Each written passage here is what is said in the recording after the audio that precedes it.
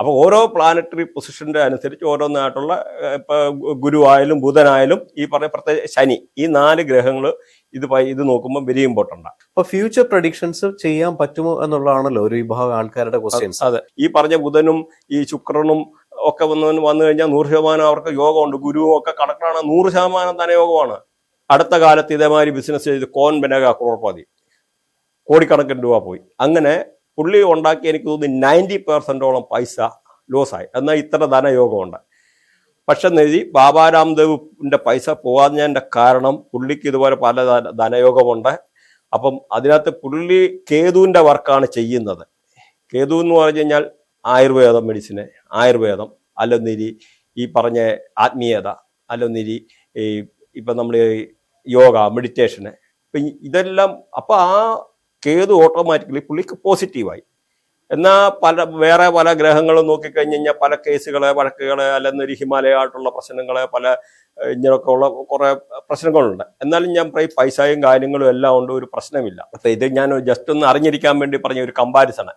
അപ്പം അതേമാതിരി നമുക്ക് ഇപ്പൊ കല്യാണം കഴിക്കാൻ പറ്റുമോ, ധനയോഗമുണ്ടോ, എപ്പം നമുക്ക് ധനയോഗം വരും. അപ്പം ചില ആൾക്കാർ ഞാൻ ചോദിക്കും, ധനയോഗത്തിന്റെ കാര്യം എങ്ങനെയാ നിങ്ങൾ പറയുന്നത്, അതിൽ എപ്പോൾ വരാൻ പറ്റും? 100% നമുക്ക് അവിടെ ബുധനെ കൺസിഡർ ചെയ്യാം, ഗുരുവിനെ കൺസിഡർ ചെയ്യാം, രാഹുവിനെ കൺസിഡർ ചെയ്യാം. രാഹു ഇതുമായിട്ട് കണക്റ്റഡ് ആണോ?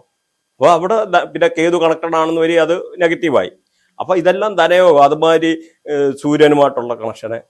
അപ്പൊ ഓരോ പ്ലാനറ്ററി പൊസിഷന്റെ അനുസരിച്ച് ഓരോന്നായിട്ടുള്ള ഇപ്പൊ ഗുരുവായാലും ബുധനായാലും ഈ പറഞ്ഞ പ്രത്യേക ശനി, ഈ 4 ഗ്രഹങ്ങൾ ഇത് നോക്കുമ്പോൾ വെരി ഇമ്പോർട്ടൻ്റ് ആണ്.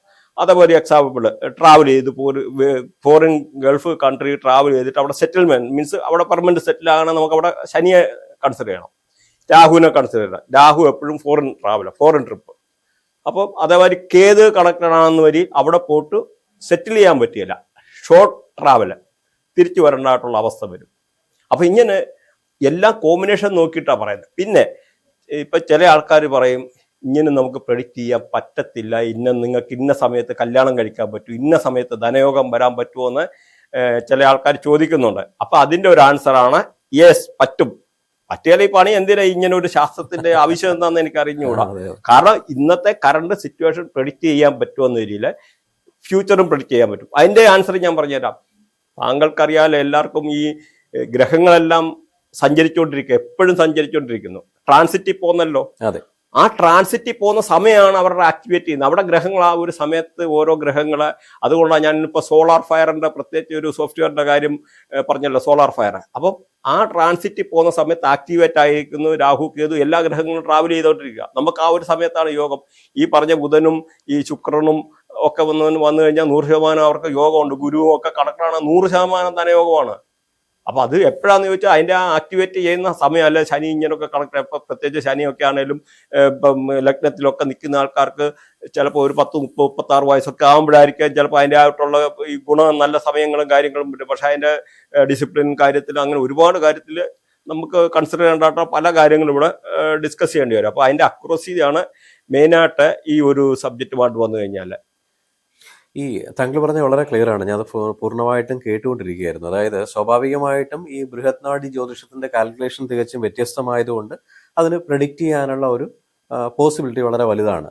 അപ്പോൾ അതെല്ലാം ബേസ്ഡ് ഓൺ ഒരു ജ്യോതിഷന്റെ, ഒരു ദൈവജ്ഞന്റെ കഴിവല്ലേ എത്രത്തോളം ഈ കാൽക്കുലേഷൻസ് പഠിക്കുന്നു. ഇപ്പൊ വേദിക് ജ്യോതിഷം എന്ന് പറയുന്നത് കേരള സിസ്റ്റം എന്ന് പറയുന്ന ഭയങ്കര 100% ആക്യുറസി ഉള്ളൊരു സിസ്റ്റമാണ്. അപ്പൊ അതിനകത്ത് ഓരോ ജ്യോതിഷന്മാരും ഉപയോഗിക്കുന്ന കാൽക്കുലേഷന്റെ ബേസ് ചെയ്തും അവരുടെ കഴിവിന്റെ ബേസ് ചെയ്താണ് ഈ പ്രഡിക്ഷൻ പാർട്ട് പോകുന്നത്. നമുക്ക് ഈ കാൽക്കുലേഷൻ തരുന്നതിന് വേണ്ടി ഒരുപാട് നിരവധി സോഫ്റ്റ്വെയർസ് ഉണ്ട്. അതുപോലെ ഈ ബൃഹത്നാഡി ജ്യോതിഷവും താങ്കൾ പറഞ്ഞ ചന്ദ്രകലാ നാഡി ജ്യോതിഷവും ഒക്കെ വളരെ എന്താ പറയുക, ഈ പ്രഡിക്ഷൻ പാർട്ട് കുറച്ചുകൂടെ ആക്യുറസി നമുക്ക് ചെയ്യാൻ പറ്റുന്ന സംഭവം തന്നെയാണ്. അപ്പോൾ ഇതിൽ നിന്നും വ്യത്യസ്തമായി താങ്കൾ കൊടുക്കുന്ന ഈ ട്രാൻസിറ്റ് പ്രഡിക്ഷൻസ്, ഇപ്പോൾ ഇപ്പോഴത്തെ പ്രഡിക്ഷൻസ് പറയുന്നു, അപ്പൊ ഫ്യൂച്ചർ പ്രഡിക്ഷൻസ് ചെയ്യാൻ പറ്റുമോ എന്നുള്ളതാണല്ലോ ഒരു വിഭാഗം ആൾക്കാരുടെ ക്വസ്റ്റ്യൻസ്, അല്ലെ? അപ്പൊ ഫ്യൂച്ചർ അടുത്ത 5 വർഷം ഇന്ത്യയുടെ എക്കോണമി ഫോർ എക്സാമ്പിൾ, അല്ലെങ്കിൽ ഒരാളുടെ പ്രഡിക്ഷൻ അടുത്ത 5 വർഷം അപ്പോ എന്തായിരിക്കും എന്നുള്ളത് ബൃഹത്നാഡി ജ്യോതിഷത്തിന്റെ ട്രാൻസിറ്റ് ഫോർകാസ്റ്റ് വഴി താങ്കൾക്ക് അത് എങ്ങനെ പ്രവചിക്കാൻ കഴിയും? ഒന്ന് ചെറിയ എക്സാമ്പിൾ ആയിട്ട് പറയാം. ഞാൻ ഇപ്പൊ ഈ ഒരു സബ്ജക്റ്റുമായിട്ട് ഇപ്പൊ മനുഷ്യരുടെ കാര്യം ഇപ്പൊ നമ്മൾ നോക്കുന്നത്, പക്ഷെ അതൊരു ഞാൻ പറഞ്ഞു തരാം. ഇപ്പൊ എന്നെ പഠിപ്പിക്കുന്ന എന്റെ ഗുരു നാഥന് KP അസ്ട്രോളജി പഠിപ്പിക്കുന്ന പുള്ളിക്കാരന് എക്സാമ്പിൾ ഞാൻ പറഞ്ഞുതരാം. കാരണം പുള്ളി ഫേമസ് ആണ് ഷെയർ മാർക്കറ്റില്.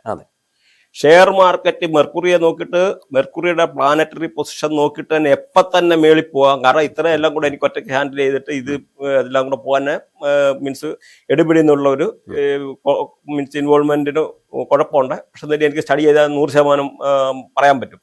എന്നാലും ഞാനിപ്പോൾ എക്സാമ്പിൾ പറഞ്ഞു, ഈ പ്ലാനറ്ററി പൊസിഷൻ കൊണ്ട് ഷെയർ മാർക്കറ്റ് പുള്ളി കളിക്കുന്ന, പുള്ളി ഷെയർ മാർക്കറ്റിന്റെ സ്പെഷ്യലിസ്റ്റ് ആണ്. എപ്പോൾ ഗോൾഡിന്റെ പ്രൈസ് മേളിൽ പോകും, അല്ല US ഡോളർ എപ്പോൾ പോകും, അല്ലെന്നിട്ട് എങ്ങനെ ഒരു സമയത്ത് ഏതൊക്കെ ഇത് താഴെ പോകാനുള്ള സാധ്യതയുണ്ട്. ഇപ്പൊ തന്നെ ഇപ്പൊ US ആണെങ്കിലും ഡേറ്റ് ഓഫ് ബർത്ത് വെച്ചിട്ട് കൺട്രി ഫോം ചെയ്യുന്ന ഡേറ്റ് ഓഫ് ബർത്ത് നമ്മൾ എടുത്തിട്ടാണല്ലോ കൺട്രിയെ പറ്റി പ്രൊഡിക്ട് ചെയ്ത്. ഇന്ത്യക്കായാലും സാധ്യത കിട്ടിയ മിനിറ്റ് സെക്കൻഡ് വെച്ചിട്ട് ആ ഒരു രീതിയിൽ പലതും അക്യുറസി അത് രാജ്യത്തിന്റെ കഥയിലും പറഞ്ഞിട്ടുണ്ട്. ഇപ്പൊ ഞാൻ ഇപ്പൊ എന്തായാലും പറയുകയാണെങ്കിൽ ഈ പ്രാവശ്യത്തെ എന്റെ വിഷുഫലം ഞാൻ ഒടുവിൽ പറഞ്ഞുതരാം. അപ്പൊ ആ വിഷുവിന്റെ അതിനകത്ത് ഇവിടെ ഇന്ത്യയിൽ ഒരുപാട് പ്രശ്നങ്ങൾ ഉണ്ടാകുമെന്നും ഞാൻ പ്രത്യേകിച്ച് പറഞ്ഞിട്ടുണ്ട്. ഇത് ഞാൻ ഇന്ത്യയിൽ ഈ വാറും ഈ പൊട്ടിത്തെറിയും കാര്യങ്ങളൊക്കെ ഉണ്ടായ റീസെന്റ്ലിയാ. അതിന് 2 മാസം മുമ്പ് എൻ്റെ വിഷുവിൻ്റെത് അതേപോലെ ശനിയുടെ വീഡിയോ ചെയ്തിട്ടുണ്ട്. ശനി മാറ്റത്തിലൂടെ നമ്മുടെ രാജ്യത്തിന് സമ്പത്തിന് നമ്മുടെ രാജ്യത്തിന് എന്ത് പറ്റുമെന്നുള്ള വീഡിയോ ശനി മാറ്റത്തിന്റെ ആ ഒരു സമയത്ത് ചെയ്തിട്ടുണ്ട്. ആർക്ക് വേണേലും എടുത്ത് നോക്കാം. ചാനലിന്റെ പേര് പഠിച്ചിട്ട് നോക്കിക്കഴിഞ്ഞു കഴിഞ്ഞാൽ 100% അത് കാണാം. എന്നിട്ട് ആൾക്കാർക്ക് പറയാം. അല്ലാതെ ഞാനിപ്പോൾ അന്ന് തന്നെ ഏതാണ്ട് 15-20 വീഡിയോ ഒറ്റയടിക്ക് ഞാൻ ട്രാവൽ ചെയ്യുമായിരുന്നു, ഗുജറാത്തിലായിരുന്നു. അപ്പോൾ ആ ഒരു 10-20 വീഡിയോയിൽ കൂടുതൽ ഒറ്റയടിക്ക് 3-4 ദിവസം കൊണ്ട് ഇടേണ്ടി വന്നു. അതുകൊണ്ട് ആ വീഡിയോ അങ്ങോട്ട് കയറി പോയില്ല അധികം. ഇത്ര അടുപ്പിച്ചിട്ടോണ്ട്. അപ്പം കാരണം വിഷു കഴിഞ്ഞിട്ട് ഇതിട്ടിട്ട് കാര്യമില്ല. അപ്പൊ അതുകൊണ്ട് പല ആൾക്കാരും ചിലപ്പോൾ കണ്ടു കാണുകയില്ല. എന്നാലും ആ വീഡിയോ എടുത്ത് നോക്കുക, എന്നിട്ട് പറയാം. മീൻസ് അക്യുറസിയുടെ കാര്യമാണെങ്കിലും പറഞ്ഞ് നമുക്ക് ഗ്രഹങ്ങൾ സംസാരിക്കും, ഗ്രഹങ്ങൾ പ്രണയിക്കും, അഷ്ടകങ്ങൾ കെമിസ്ട്രിക്കകത്ത് പൂർത്തിയാകുന്ന മാതിരി എല്ലാം ഉണ്ട്.